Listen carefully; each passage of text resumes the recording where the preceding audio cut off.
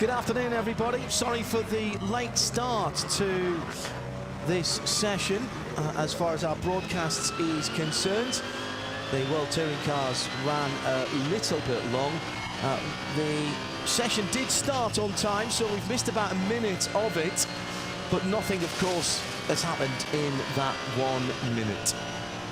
Good to have your company in sound and vision wherever you are around the world. It's John Hindhaugh with Ben Constantiouris and Johnny Palmer for this final qualifying session for all bar the top three of the classes.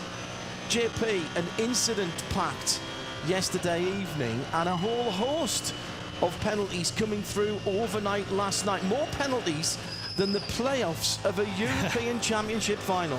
There were an awful lot of fingers being used in the commentary box, definitely, to try and keep tabs on the amount of cars that were given penalties for fairly minor infringements. Then again, you had speeding in code 120s out on the Nordschleife, which is very much frowned upon, and some key names, not least the winners of the race last year, the #1 Porsche given a penalty.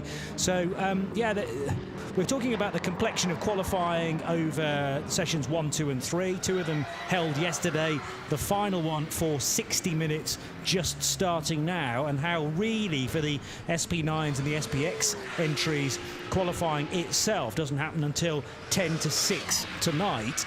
But some teams and drivers, therefore, will already know their fate in terms of where they're not allowed to start on the grid on Saturday. Within that starting Group 1, there's a whole host of shuffling to take place.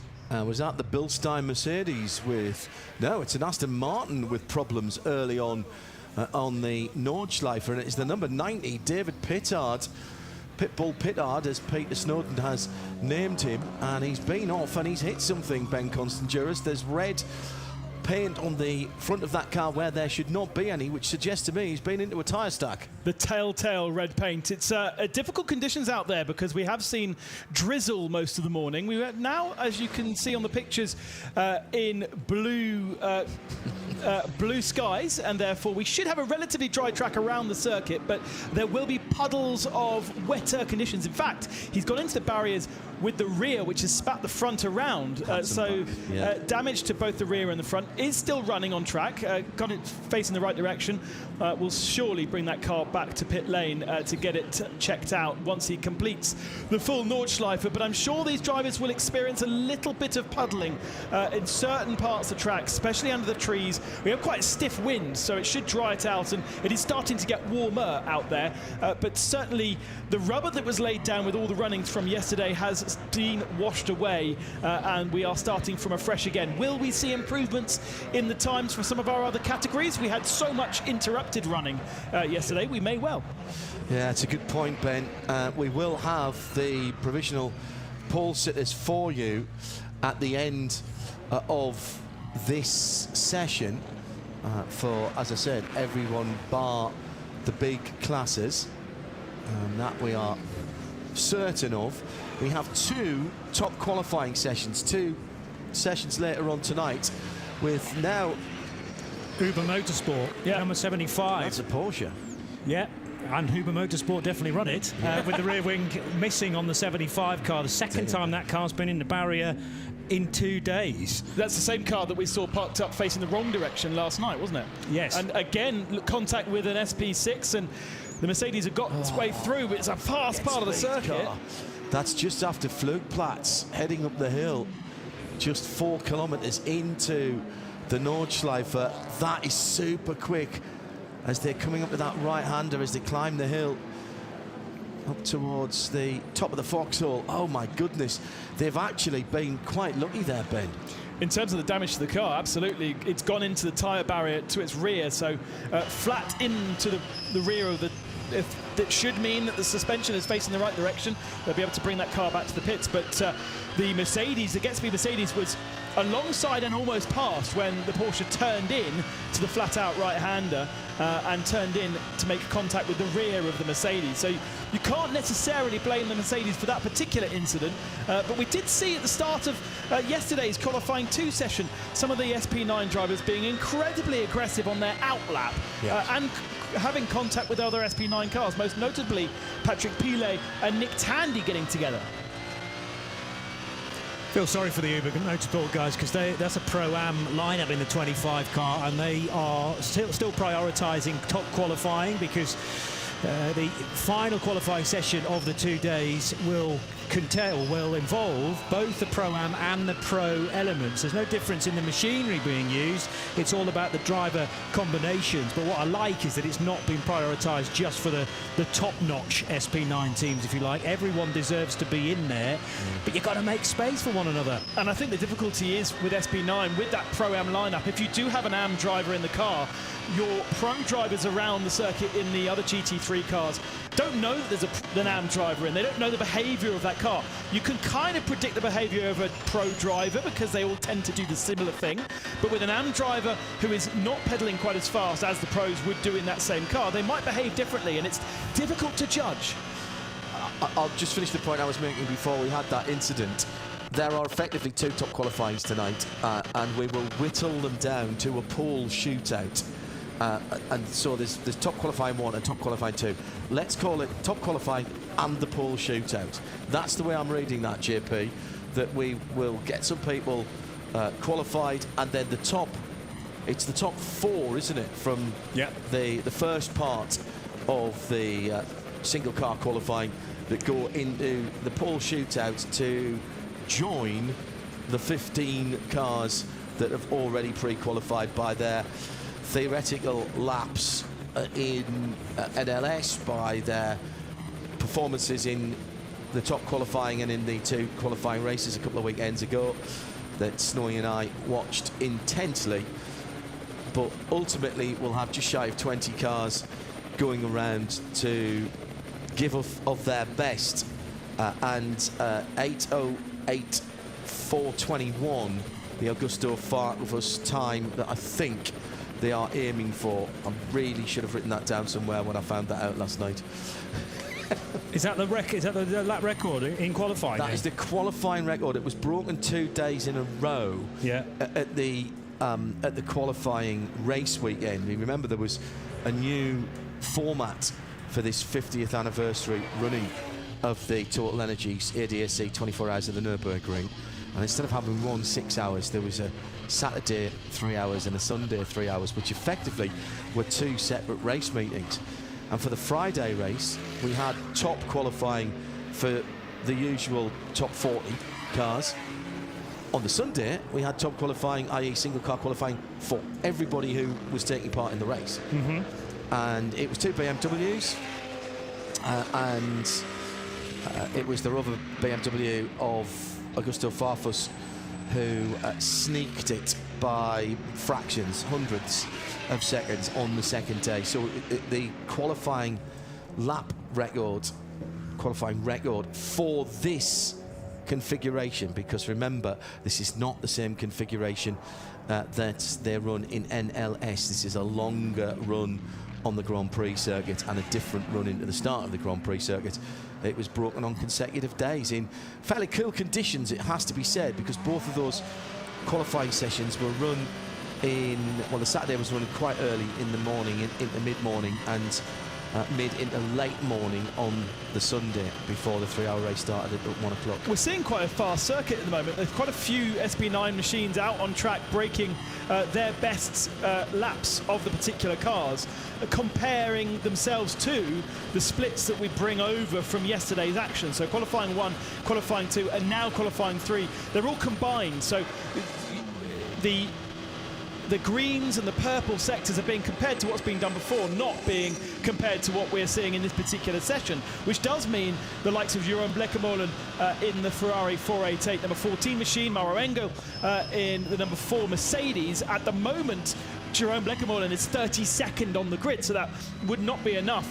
Although these times do not carry on till the next qualifying session, that would not be enough to get him through into the top qualifying session, but he should improve his time at the line. And Jeroen Blekemolen comes to the line now and graphically doesn't stop the clock. Yes, he does, and he moves up to 28th. If you're following along online, the times that are shown for all of the cars are a combined session time so far. So we've had 2 full qualifying sessions. If you go to the Nürburgring 24 site, there is live timing there. You can go to that to follow through, and all of the times on there are cumulative, as I say, from each of the sessions. So effectively, although we're having 3 sessions with 1 or 2 people making some difficulties for themselves in misjudging, a couple of Porsches in strife on the Grand Prix circuit, including Cayman number 3 at 96. That's one of the next entire blue and purple cars, and they have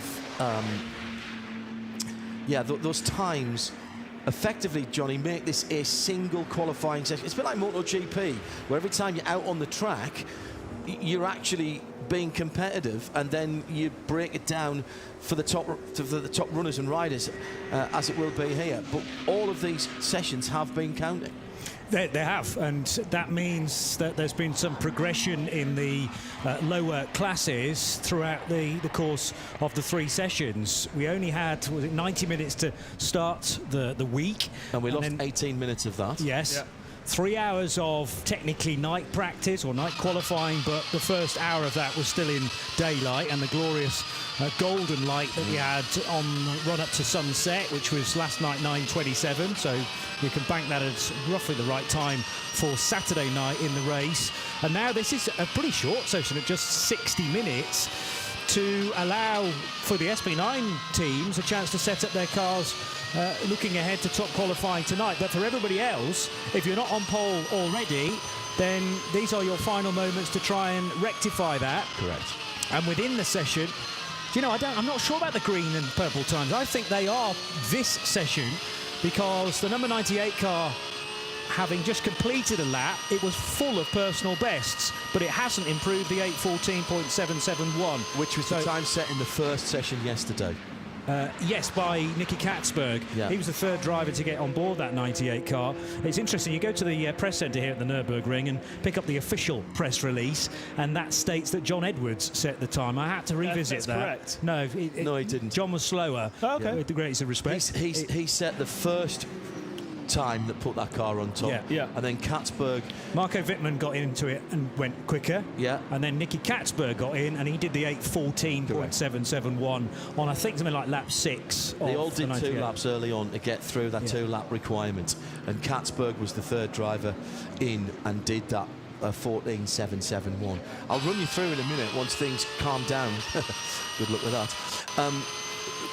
Who we think is on pole position, according to the timing screens. Now, what I will say is I don't think all of the penalties have been applied to some of those times, because the Hyundai Motorsport Elantra, for example, is still shown as pole in TCR when that had all of its lap times disallowed. Now, was that just from yesterday, from the 2nd session? If that was just for the yesterday session, that's fine, because their lap time was set in the 1st session yesterday. So we're going to have to be very careful. And I think that come Saturday morning, when we get the official grid, is when we will find out actually where people will line up. There's even a bit of confusion from the driver's briefing. The English notes and the German notes don't tally up about where you start after issues and being thrown to the back of your starting group. It would appear in the English notes to say that you start from the pit lane after your group has gone through, which is quite a considerable disadvantage, because A, you're starting from the end of the pit lane, and B, you haven't had a lap to assess the conditions and warm up your tyres. However, in the German version, it says you will start at the back of the grid on a rolling start with everybody else. Yeah. So there's some difference of opinion in the briefing notes, as I have read them anyway, even with my very rudimentary German, which was a very long time ago, but Mrs. Powell, my German teacher, will be delighted to know I was reading through those last night. We do have a yellow flag still down at Flugplatz because the Huber Motorsports Porsche rear wing is still sitting just offline, but at the bottom of the dip of the right-hander. So kind of, if you make a mistake or if you are running side by side with a slower class car, then you will find it in the middle of the road for you. So unfortunately, it does mean that those that are on a push in sector 4 of the lap are finding themselves having to go slower. So we are seeing plenty of green sectors and a couple of purple sectors, but ultimately due to that sector 4 yellow flag and another one that's just come up, we are not seeing improvement at times. Right, here's an improvement in time for Jerome Blakemolen in the Racing 1 Ferrari, an 8:25.399. That was his last lap around. Now, yeah, he was ahead of the... he was ahead of the yellows. Yeah, exactly so. So there is time in the track once we get back to green flag all the way around the circuit. Now, Flugplatz actually is in sector 2, no? I would have thought. It's 9 sectors, Ben. I did have the map up. No, it is in sector 4. That's correct. Yeah. Because sector 2 is still the Grand Prix loop. Correct. Glickenhaus back out today. They were working hard yesterday and did make some improvements yesterday evening. Moved up to second in their 3-car SPX class. At one stage, they were sitting behind the 2 KTM crossbows.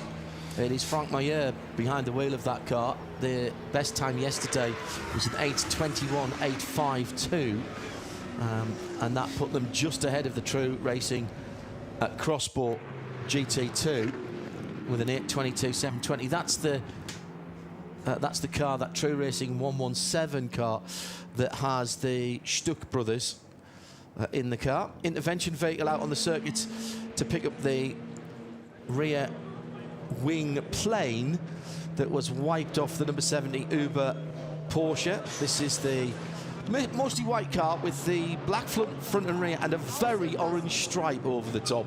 It's a 991.2. It's actually the only SP7 Porsche in the field these days. SP7 used to be a class of 15, 20 Is that a cup car then? That's a cup yeah, car. but an old cup car that still runs to the SP7 rules of 2-3 years ago. Okay. Because the sort of latest spec Porsche cup car runs in Cup 2. I think I'm right in saying. Yes, correct. Cup 2 yes, for the 992. For the 992, yeah. That's an easy way to remember it. Yeah, that's how I've been remembering it as well, Johnny. At RSL_studio, use the hashtag N24HRSL if you want to get in touch with us here in the booth. We're right on the finish line. The cones have been put out for this session again, so you've got 3 options at the end of the Grand Prix circuit. You can go out onto the Nordschleife, you can come round and back on to the Grand Prix circuit, or you can come into the pits.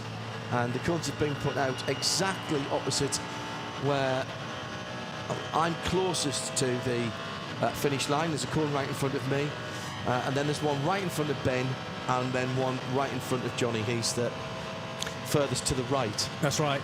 That's geographically, not necessarily politically. Indeed. Thank you for clarifying. Before anybody tweets in, JP.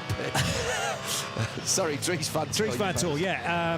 In one of many Audi R8 LMS GT3 Evo 2s. And again, this car improving as far as its session time is concerned.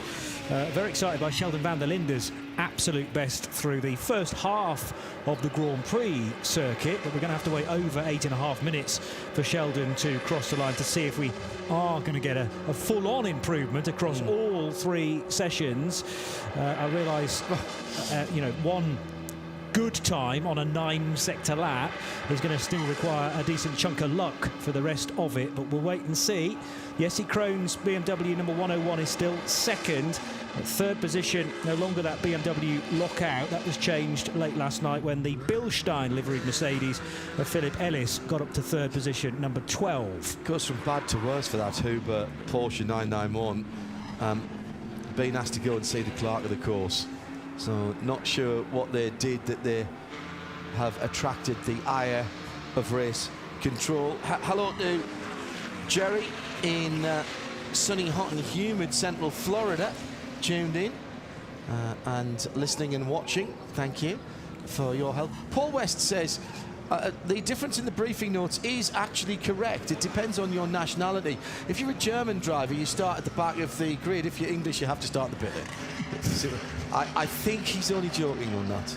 Difficult. Sarcasm on Twitter is difficult to detect, right?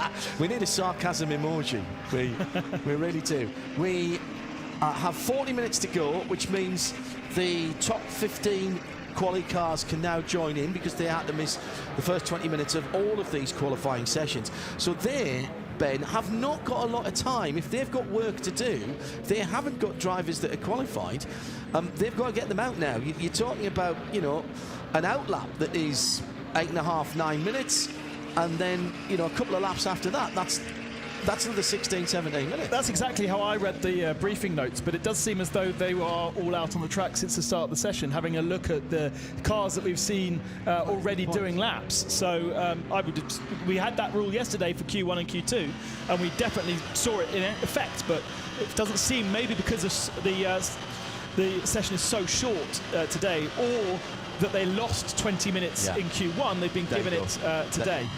Might have been given that back. And it hasn't been a massive rush to get cars out on the circuit. We did see a trickle of cars at the very start of the session. There's still plenty that are sitting in the pit lane without going onto the track yet.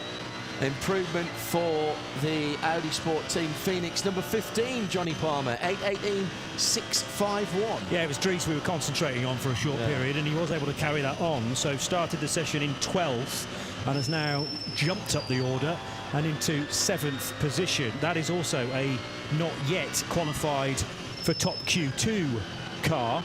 The ones that are featuring in the top 10 that are already guaranteed a slot in the second bit of top qualifying tonight. 101, which is the Valkenhorst BMW, the time set by Christian Krognes yesterday. The 12 car, which is third, already in, as is the 22 and the 99. The 22 is the Audi Sport Team Car Collection Audi, and the 99 Rover Racing BMW. But there's only one Rover Racing BMW into Q2 so far, but clearly the 98 car's carrying enough speed. You would have thought to finish in the top 4 of, I think it's 21 cars in total in Q1 later, and you've got to be in the top 4 of that by the end. There have been a few tweets to our RSL_studio about how the penalty situation will work out with so many people being assessed penalties yesterday. How do they decide who gets what spot at the back of whichever group it is? True. Now, the normal situation is that they go in the order in which they were assessed. So the last penalty that is assessed will be the person at the back. Then the one before that will be the one before that in time.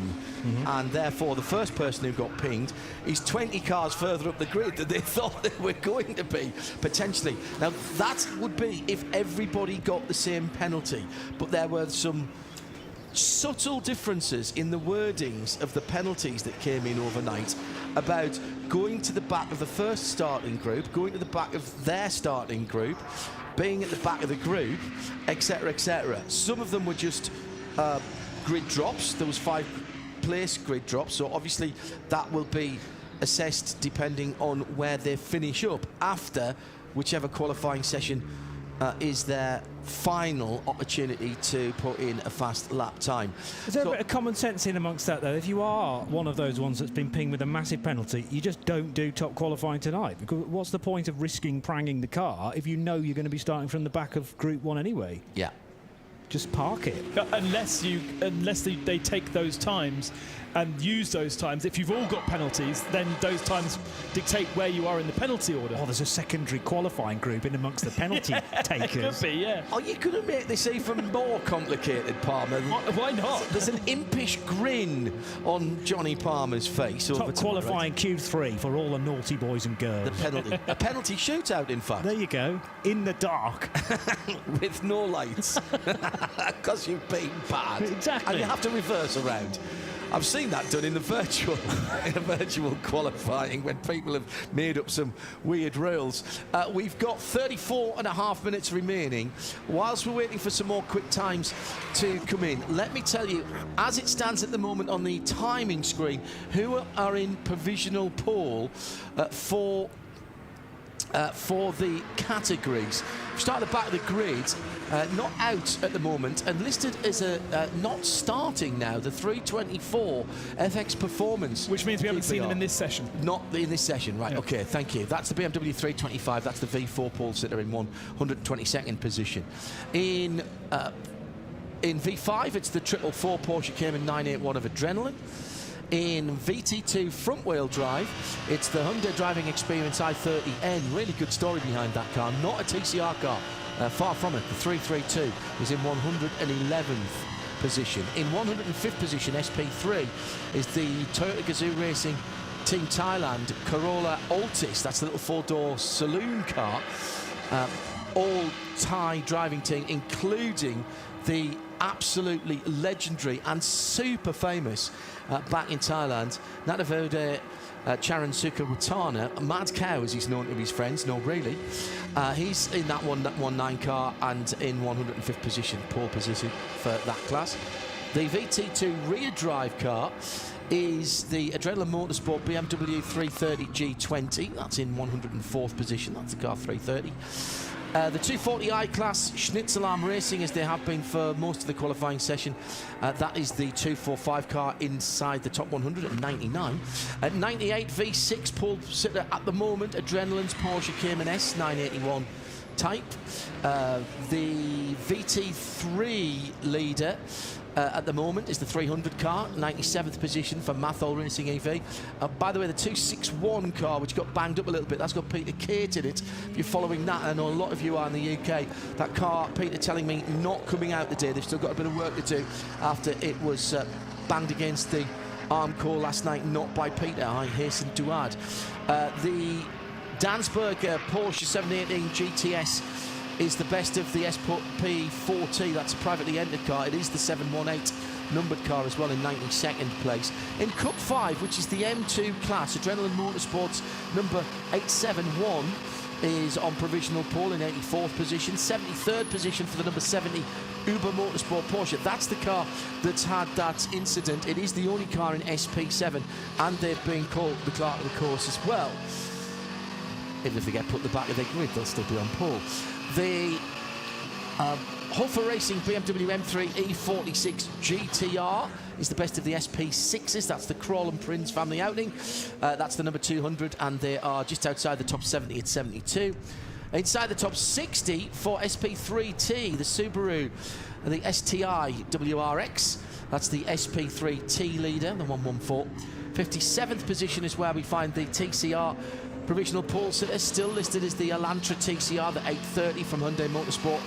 FK Performance Motorsport have their 718 Cayman S in the pole position for Cup 3.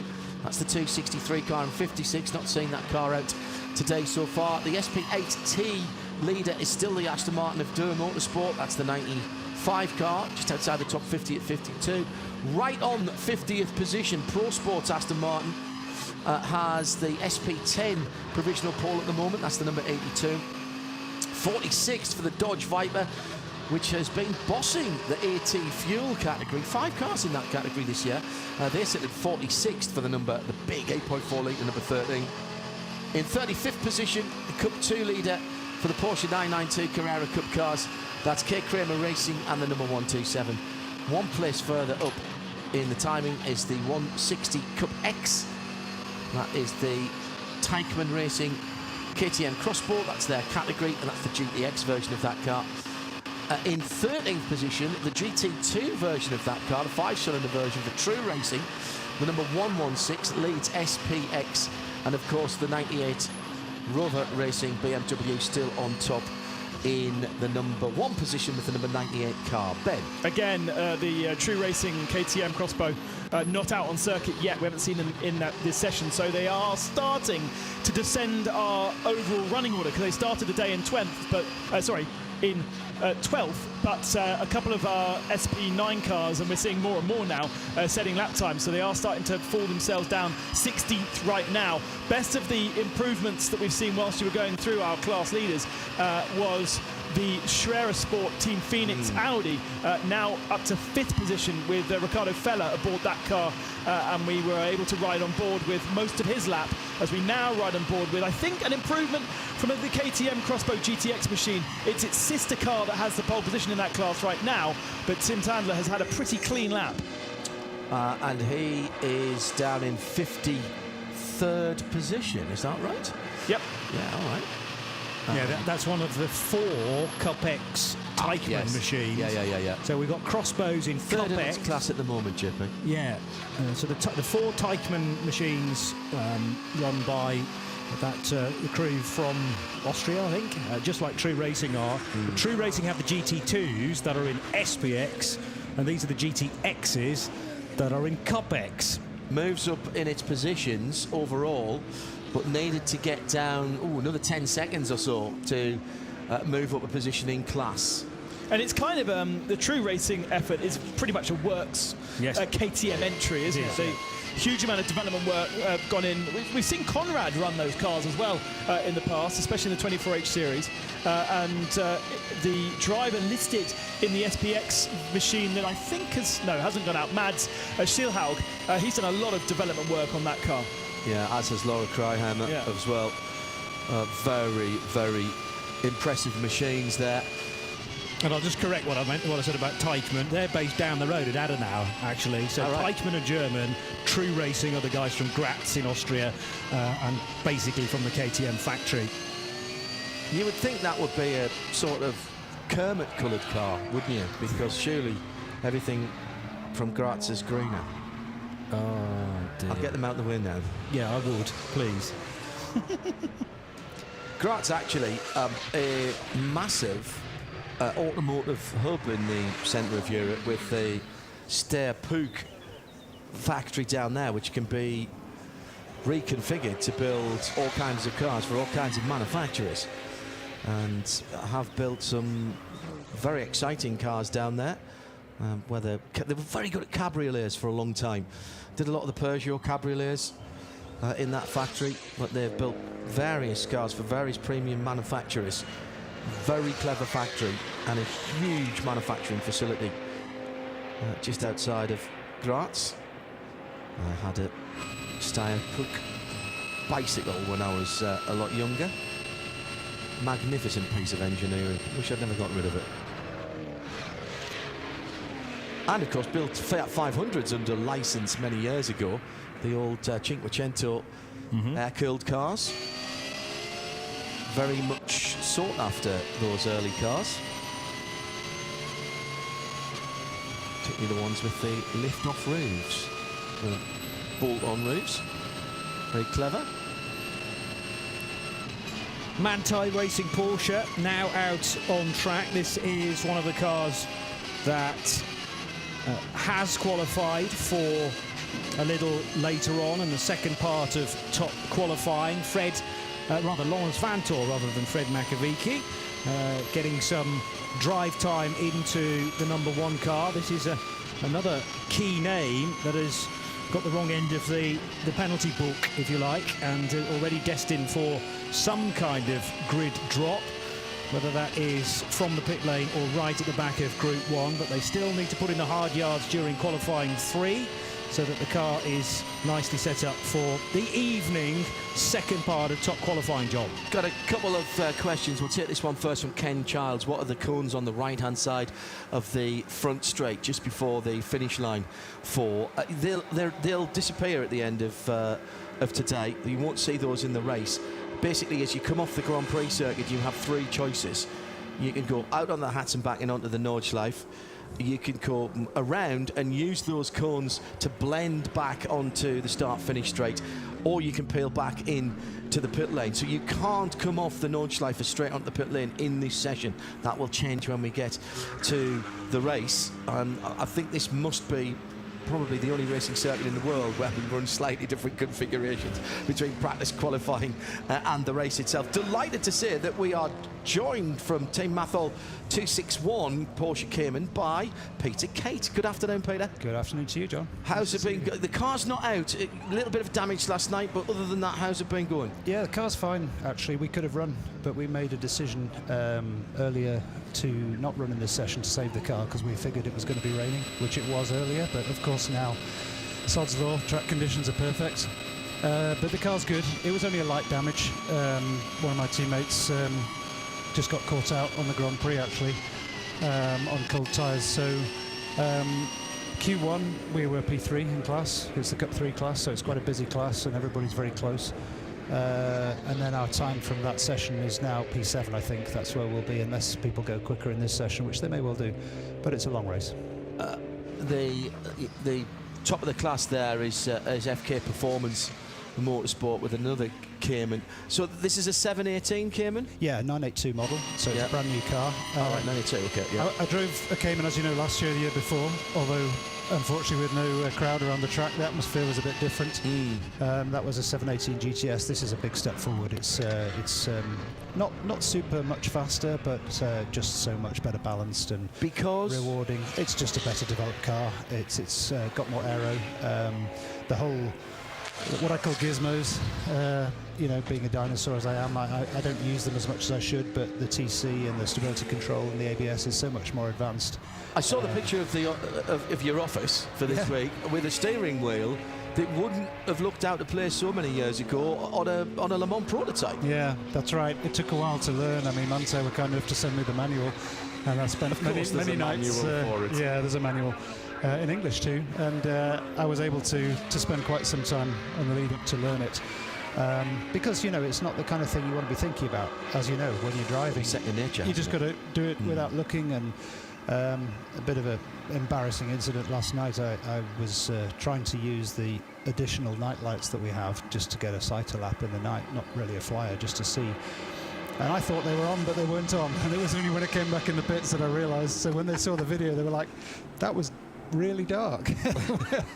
Well, at least you didn't squirt yourself in the eye with your drink while you were trying to flash them or anything like that. That's another little learning for me as well. I've never had the luxury of not having to suck on the tube. It just gives me the drink when I want it, which is another button, excuse me, on the steering wheel to learn. Yes.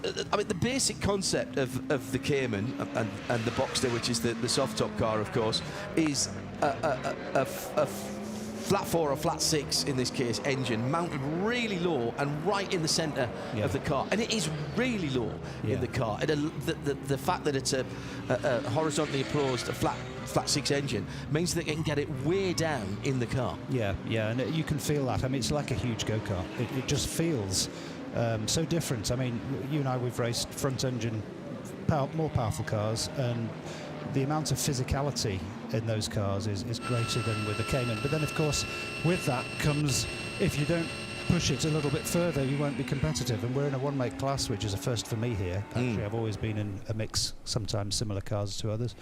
But this being a one-make, you really have to benchmark yourself against everyone else. And the thing I'm finding, I think, most challenging, being, let's be kind and say a veteran, is using these ABS systems to the extent that they can be used. I'm not saying I'm so traditional that I don't use them at all, but it takes away feel. And I'm not the kind of person, I suspect you're the same, who would just mash the brake pedal so hard without any kind of concept of what's going on through your leg. And it's the same with traction control, stability control, mid-fast corner. If the thing starts doing things that I'm not creating, I don't necessarily feel so comfortable. So it's been a learning process, but we're competitive. We'll be up there, and it's just a matter of the last few seconds are going to come from the electronics.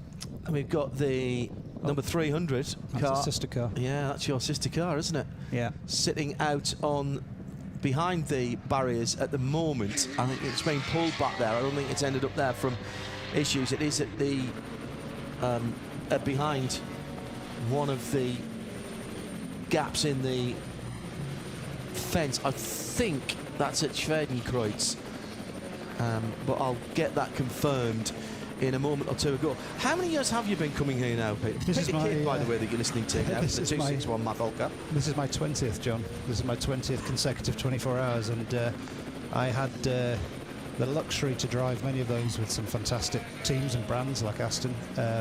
Were you the last class winner for Aston here? I believe so. Yeah, So it was you, Alex Brundle, and Jamie Chadwick. Yeah. That was what, 18? That was 19. 19? In the first GT8 Yeah. new model, and that was a big step forward, and they've taken it further since, I know. But yeah, I'd like to think, you know, I can continue to do this until people get tired of sharing with me.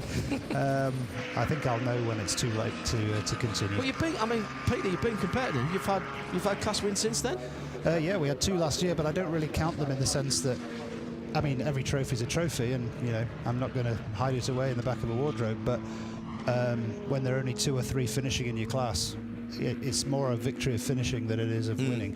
This time it's quite a different kettle of fish. I think we're the second biggest class this time, and as I said, they're all one make, so the challenge will be somewhat different. How does the track change from year to year? Because you look at a track map and it hasn't changed.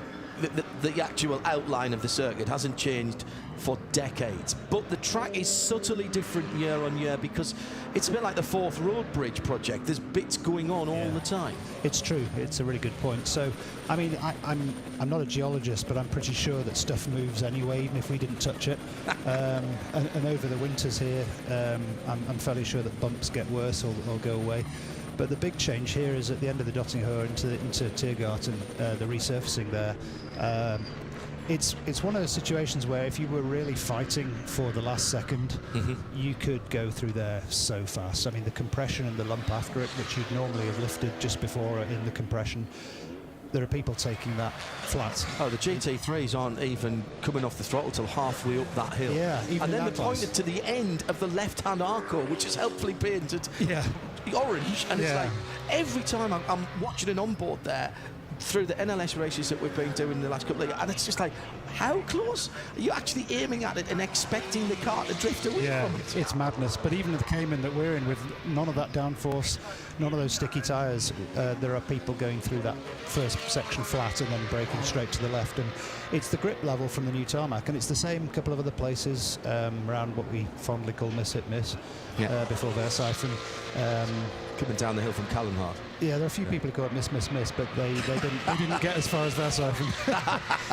But that's more grip now as well, and the bump before it's gone. So yeah, it does change, and it's a really good idea obviously to come here. We did come here in NLS3 to get a sense of what the changes were beforehand. In the rain, it'll all be different with the new tarmac. We'll have to find out if the wet lines are traditional wet lines or if there's some, bits that are still okay. Yeah. But you're right, it changes a lot, and it's such a fantastic challenge because of that. Dare you set yourself challenges and therefore goals in a race, in any 24-hour race? I mean, you've done plenty of them now, and one I was fortunate enough, as you mentioned there kindly, to be your teammate. Do you dare set yourself goals around this place in particular? I think the goals, the best one that I heard that I live by is no unscheduled stops. So no unscheduled stops, because if you take a risk to gain a second and you end up going off, no pit stop will be a second long. You're going to lose at least 10-20 minutes of fixing. And that's assuming that you can get the car back straight away. Precisely, that's the best case scenario after a crash. So no unscheduled stops is one. The other is, and I think we've achieved it so far, is be consistent between the drivers. It's quite interesting. Some of the cars in our class have clearly got one pro driver and the others, let's say, not so much. We seem to be within plus minus 10 seconds, very similar lap times. So I think round here, over a long period of time, that should pay off if we can stay out of trouble. So it's no unscheduled stop, be consistent. And then, from some of the learnings in the past, don't try and do anything clever, because it will bite you. It's never anything that I have to worry about. The way I've lived my life, I've never done anything clever ever, I don't think. I've made a career out of being stupid. I don't know where that puts the rest of us, John. But well, certainly making sure I always ask the questions that I need answering. That's the thing. In your car, then, the guys that you're driving with, how much do you know them, and how much can you build a team relationship in just maybe one race or the few practice and qualifying sessions before now? Because this isn't a team that's been racing together time and time again. No, that's true. Well, I mean, first of all, like you, I'm a bit of a data hound, so I knew what these guys were capable of beforehand. So the two guys that are in the car in the NLS, they won in 2019 this race with the same team, so they know what they're doing. And then Tony Richardson is ex-Aston as well, like me. Even if we didn't always share the car, I know him very well. I know he's consistent, and essentially there are no real egos in the team. Coming to NLS3 enabled me to meet the guys, and in fact they insisted also to make sure I wasn't an ego maniac or somebody that they didn't want to drive with. So because gelling outside the car is important as being consistent in the car. In fact, you spend more time outside the car with the guys than you actually drive. You only drive for sort of 6, 7, 8 hours in the whole weekend. So I think we found a nice chemistry together. Matthias Holler, who runs the team, is a fantastic asset and a really nice guy. Made me feel very welcome. And there's a lot of small things that each team does differently, and I have to say these guys have been doing it long enough. I'll give you an example. This morning I was rushing around a little bit in a panic because my fireproofs were gone, and I was thinking this just can't be, but they had taken them and laundered them. So that's the thing. You don't expect, but it's obviously very nice to realise some people have got that kind of consideration. Brilliant. Maybe it's for their own noses and not mine that they did that, but nevertheless, I've got them back now nice and fresh. Peter Kate, a man outstanding in his field. Peter, lovely to see you again. Absolutely. Race well. Enjoy. I'll try and pop back if I can. Yeah, you know where we are now. Absolutely, and there are a few tea bags next door. Never underestimate the restorative effect of a good cup of Tregothanan tea. That's the one, yeah. Thank you, Peter. All right, thank you, John. Take care. Peter Kate from the 261 Mathol Racing Cayman. A couple of improvements at the top of the shop. Johnny Palmer in the last couple of laps. Yeah, still haven't beaten the 8:14.771, but joining the 98 car on the provisional front row, if you like, but it'll all count later, is the number 4 Mercedes from Team Get Speed. So their AMG GT3 now has Jules Gounon at the wheel. So he's hustled the car up to an 8:15.915, which is faster than that car has gone in all 3 of the sessions. Still over a second slower though than the time set earlier on in the week by Nicky Katzberg. So it's a BMW Mercedes top 2, followed by the 101, which that's the Valkenhorst Motorsport BMW, still no improvement there, 8:15.936. The 27 Tok Sport WRT Porsche, now with Mathieu Jaminet at the wheel, is 4th quickest. 5th position for the Bilstein Mercedes, with currently Lucas Stoltz at the wheel of the bright yellow and blue front-engined 6.2 litre V8. Then you got the 44 Klaus Bachler-driven Falcon Motorsports Porsche in 6th. 7th position for the Scherer Sport Team Phoenix Audi. Its current driver is a certain Frank Stippler. And then Jordan Pepper in the number 7 Lamborghini Huracan of Conrad Motorsport. And I reckon that's probably an improvement as well.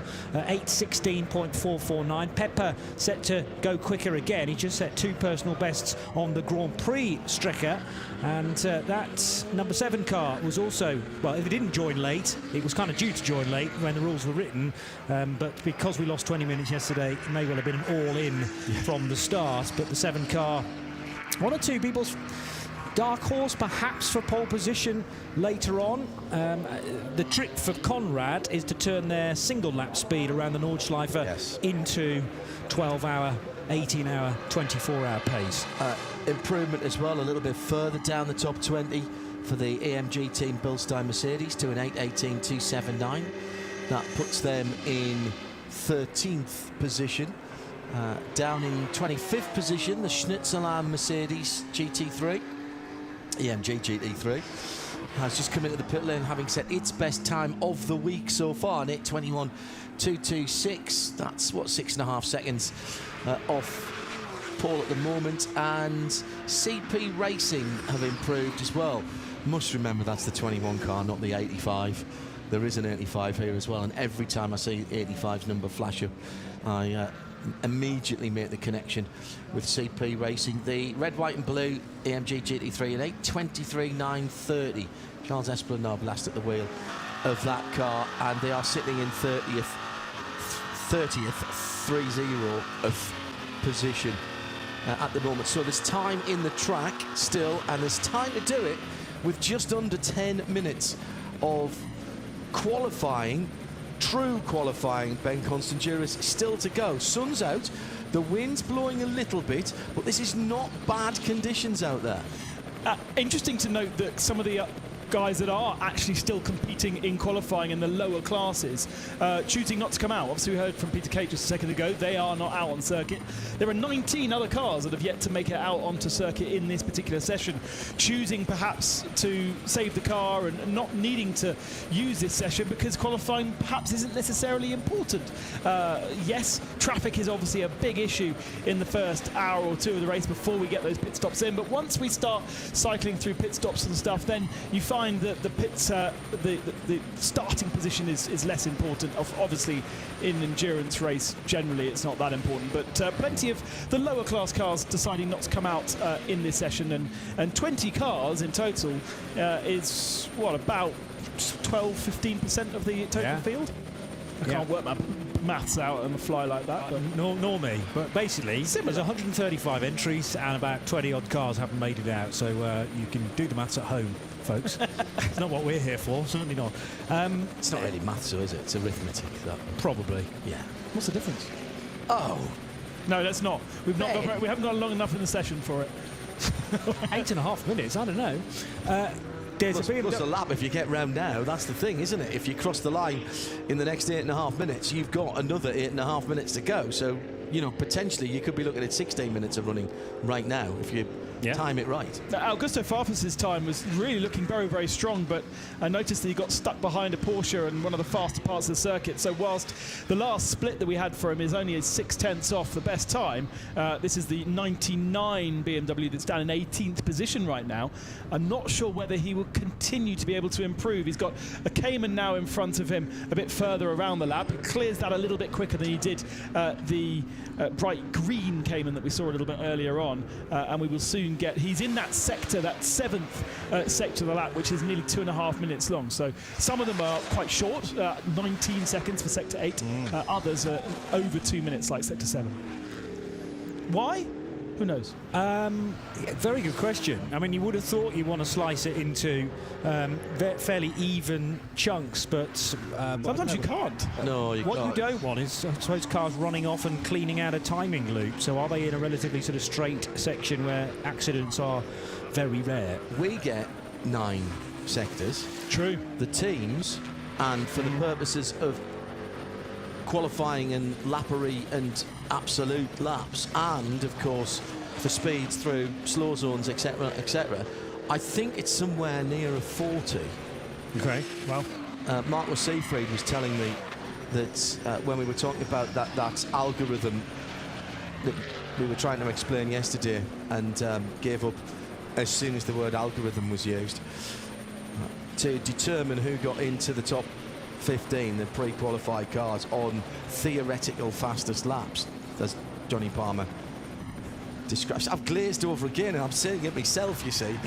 I think Marcus Seefried was telling me, I think it was something like 30-odd sectors for that to be calculated. That's a huge amount of data to look at and work through. Hence the necessity for that to be done by an algorithm. Yes. Well, presumably somebody in timing is just hitting a button and it goes through all its pre-programmed methodology and just churns out the relevant numbers at the other end, and then it gives you the qualified cars. But it's from a fan perspective. That's a hell of a lot of abacuses.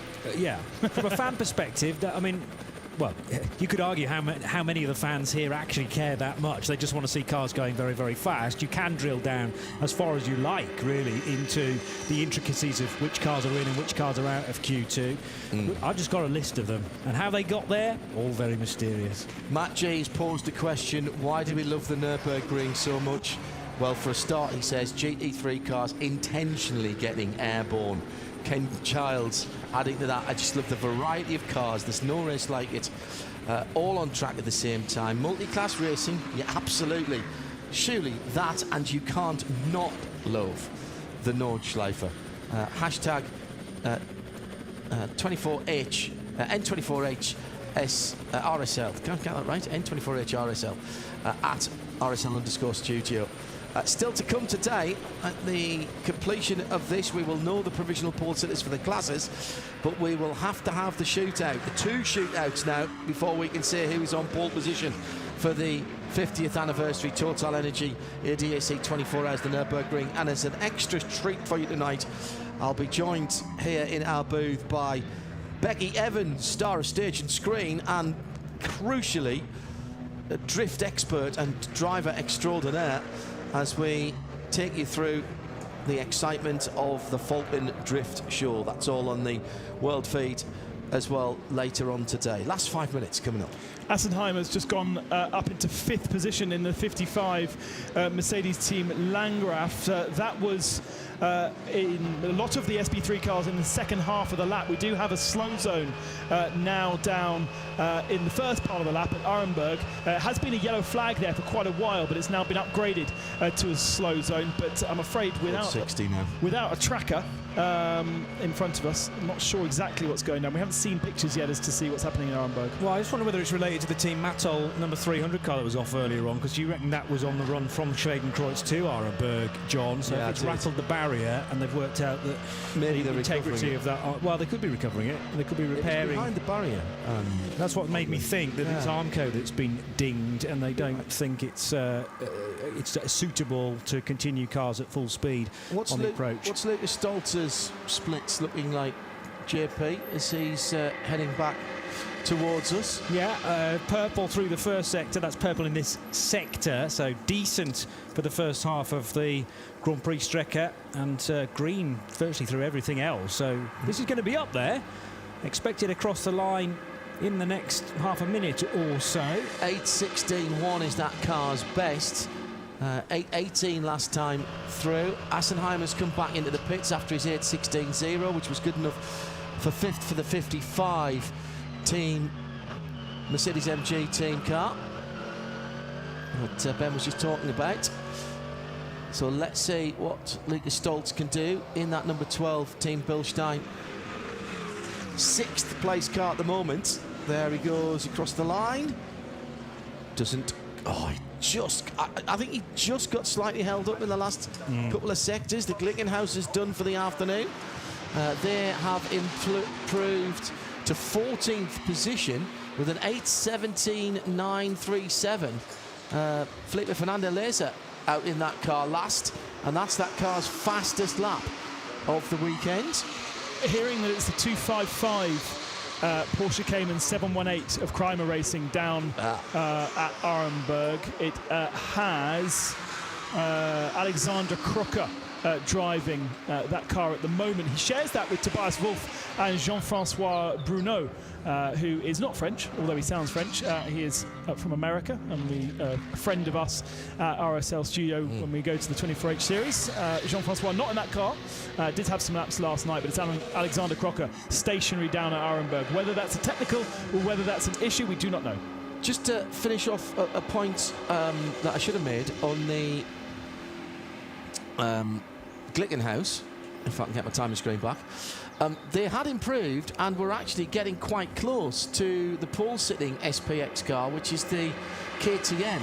But just as they did that, the True Racing Crossbow GT2 went quicker itself with an 8.16.8. So 8.16.8 against 8.17.9, so barely a second between those two cars in the battle for SPX. 5 places, or 4 places between them. 10th for the True Racing Crossbow and 14th for the Glickenhaus SCG 004C.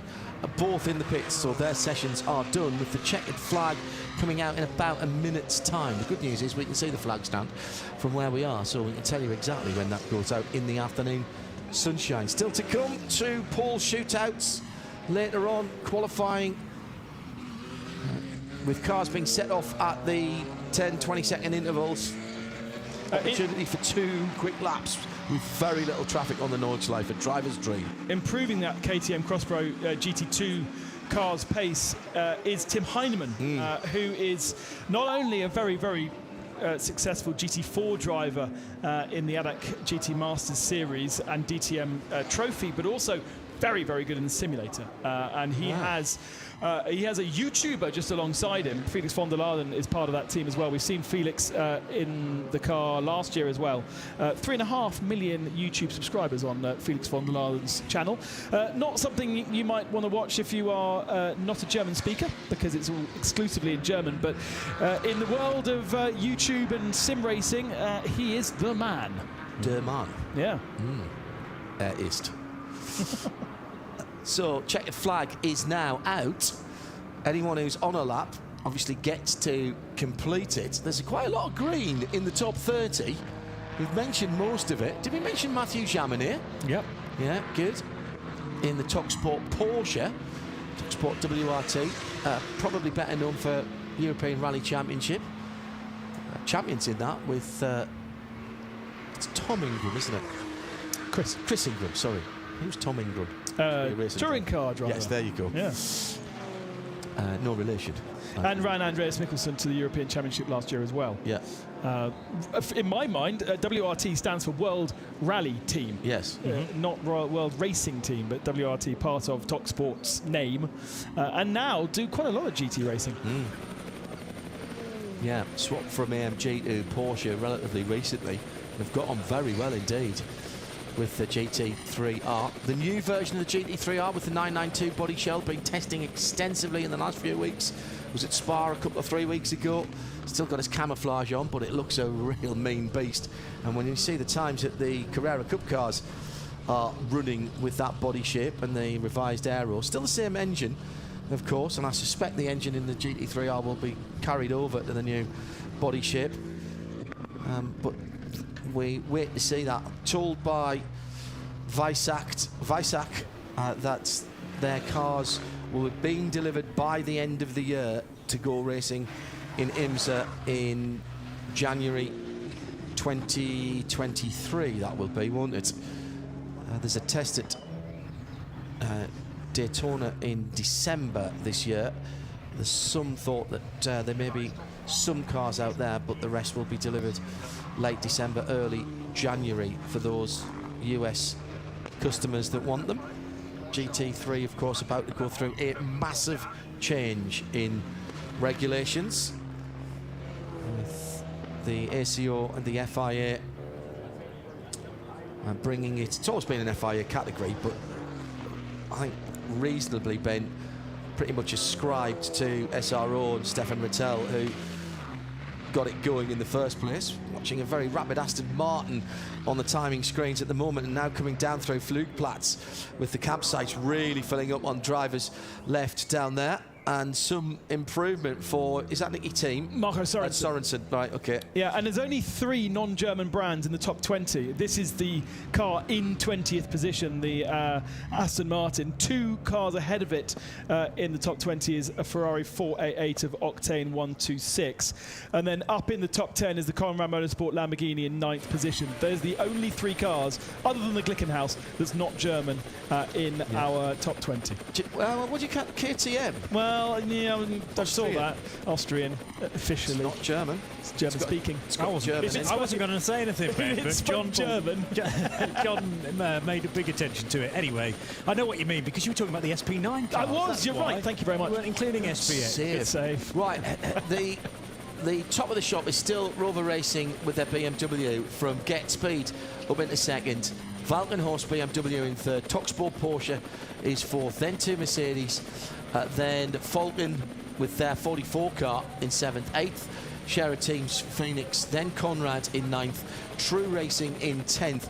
However, importantly, for outside of the top classes, the Cup X Teichmann Racing KTM Crossbow is provisionally on pole position. Cup 2 for the Carrera Cup 992s. It's Fricatelli Racing Team. Chan's been really quick, and that is a change in that category in this session. 36th position for the Frickadelli racing team. Sabine Schmidt's team, of course, and great to see that name back here, albeit with a GT3 Cup car, but it's brilliant to see the red and white cars here. Again, it's the Dodge Viper who's held on to AT, alternative fuel pole, the number 13 car. Aston Martins in SP10 and SP8T for Pro Sport and Dome Motorsport in 51st and 53rd for the 81 and 95 car. FK Performance have their 718 Cayman as the Cup 3 runner. They didn't go out this afternoon. Mark Besseng was last in behind the wheel of the Elantra 830, which is still shown as pole position for TCR. STI with the WRX Subaru for SP3T, the 114. It's Hoffer Racing's 200 with the BMW E46 that is in SP6 pole. SP7, Uber Motorsport damaged in that session and has to go and see the clerk of the course. Will they lose their time? At the moment they haven't, and they are SP7 pole sitters. Cup 5 has Adrenaline Motorsport on top of the shop for the 871. That's the M2 Racing Cup car. The VT3 Team Mathol car ended up behind the barriers in that session, but holds on to pole position in VT3 for now, 90th position. The privately entered Porsche number 718 is on top of SP4T. The BMW 240i class has the 240 at the top for Adrenaline Motorsport. They also head the V6 category with their 396 Porsche Cayman, and the rear drive VT2 category with their 330 BMW number 330. And the other leaders in class provisional pole sitters then, Toyota Gazoo Racing's Altis in SP3, the 119 tie-driven car. VT 2 front Hyundai driving experience with the i30N for the 332 car. V5 Adrenaline's Porsche 981 Cayman, the 444, and the 324 FK Performance 325. Problems early on in the session with the shed wing for the Uber Motorsport number 70, and that earned them a trip to, or something around then earned them a trip to the race control area. But in pretty decent conditions this afternoon, Johnny Palmer, we saw improvements up and down the field, including, crucially, in the top 20. Yeah, some cars that needed to find some pace ahead of qualifying later, including the number 27 TalkSport WRT car. Certainly Phoenix found some speed as well, courtesy of Frank Stippler and his teammate Ricardo Feller, the Swiss, going well in qualifying 3. But a number of teams actually deciding that they'd done enough qualifying. All of their drivers had done the prerequisite of 2 timed laps, and rather than do or risk any potential damage to the car on Friday afternoon, just park it up and get set for the race tomorrow. Glorious sound in the background, Lawrence Vantor powering his way out of the Cariacciolo Carousel in the number 1 Manthey Racing Porsche. That is a pre-qualified car, but big doubts as to where it will start in Group 1 tomorrow, probably somewhere near the back because of a penalty earned earlier on in the week. So a couple of dramas there, which will give the teams further down the field a slightly busier Friday night than they would like, Ben. But for the top cars, it's not over yet. Well, and also it's going to be interesting to see just how they cope with the traffic at the start of the race. It's going to give that first hour a real interesting complexion. There'll be no settling in for the guys that really need to fight through the pack with 33 SP9 cars.